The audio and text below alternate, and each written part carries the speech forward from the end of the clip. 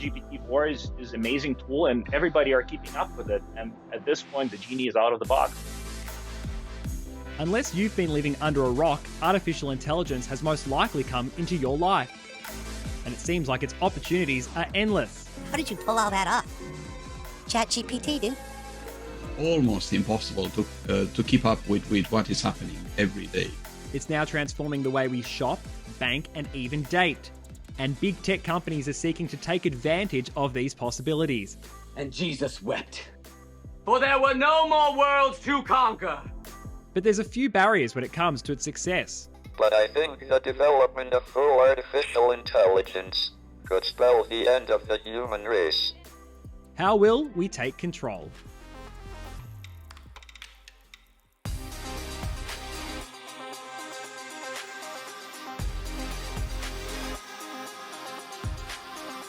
If you have shopped online, spoken to a virtual assistant, or scrolled on social media, artificial intelligence is already part of your life. And it seems like it isn't going away anytime soon. You cannot stop progress. So the progress will happen regardless. The technology is already out there. The models are out there. Some of them are open source. So anybody can pick it up. Any government can pick it up and develop. And the industry is bursting with excitement. In fact, Forbes believes the AI market size is set to reach $407 billion by 2027. Governments are also banking on its success. Artificial intelligence is set to boost US GDP by 21% by 2030.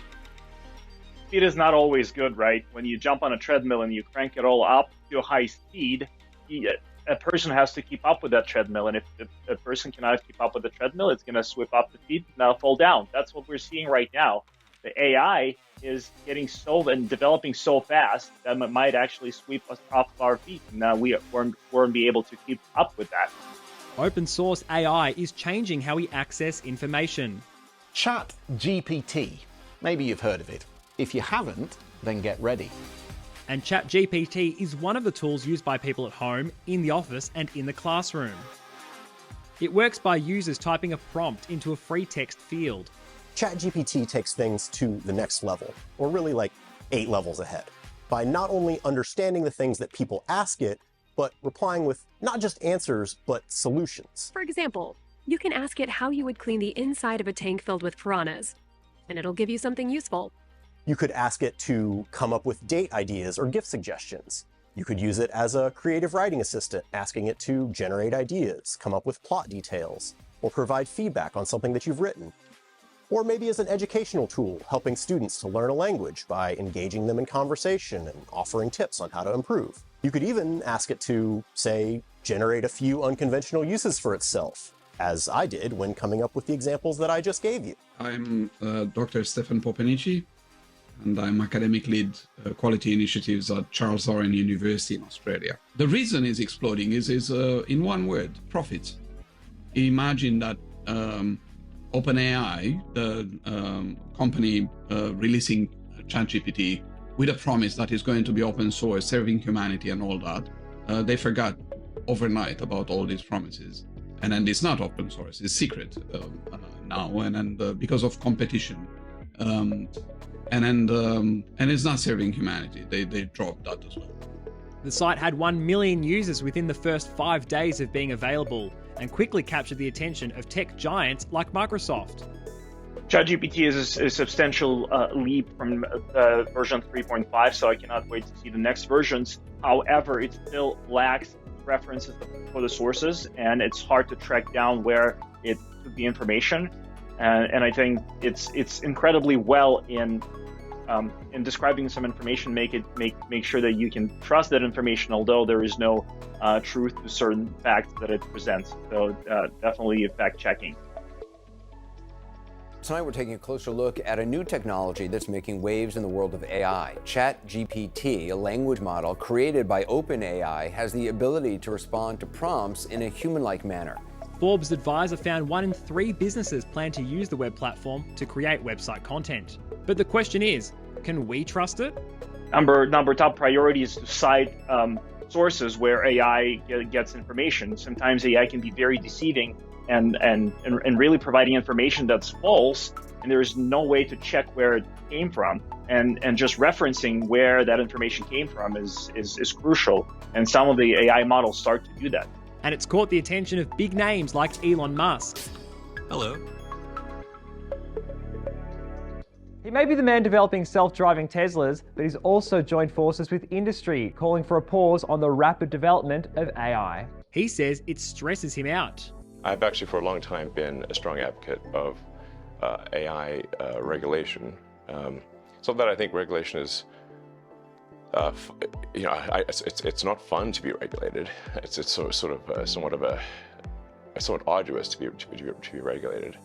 I have a lot of experience with regulated industries because obviously automotive is highly regulated. You could fill this room with all the regulations that are required for a production car just in the United States, and then there's a whole different set of regulations in Europe and China and the rest of the world.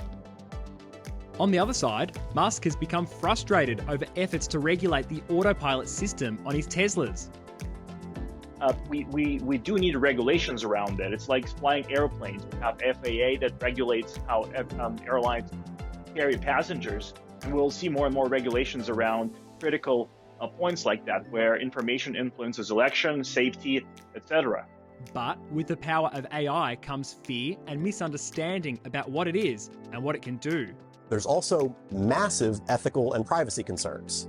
AI models are trained on historical data, everything from public web pages and news reports to research papers, encyclopedias, movies and TV scripts, and all of the historical biases that are contained within them.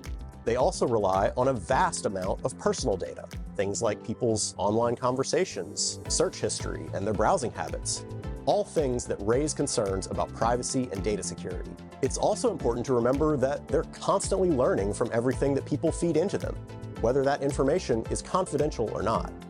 The European Commission is among those forcing 19 tech giants like Amazon and Google to explain their AI algorithms.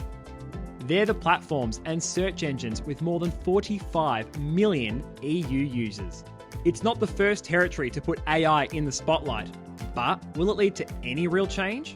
We don't trust companies to self-regulate when it comes to pollution. We don't trust them to self-regulate when it comes to workplace comp. Why on earth would we trust them to self-regulate AI? And then there's one very important point that I hear again and again, the importance of legislation and regulation on the field.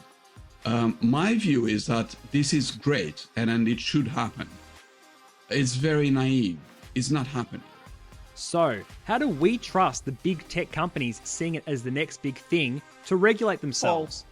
When there's advances, in a sense, we're all better off. If the machines can make all the food and the clothes and none of us have to work, you'd think, okay, now we have all the freedom. If we want to stand behind the counter and, make sandwiches, okay, you can if you want, but there's this other way to make those goods and services. Innovation only happens when companies can keep some of their technology a secret. For example, a computer can sit down and play 1 billion games of chess easily and remember everything. No human could ever do that. So a computer can eventually figure out how to be better at chess. So it's following algorithms, it's following little procedures. The trouble is it doesn't have the humanness of the feelings and the emotion. So there is always a risk that too much regulation or a shift in momentum will put an end to that progress.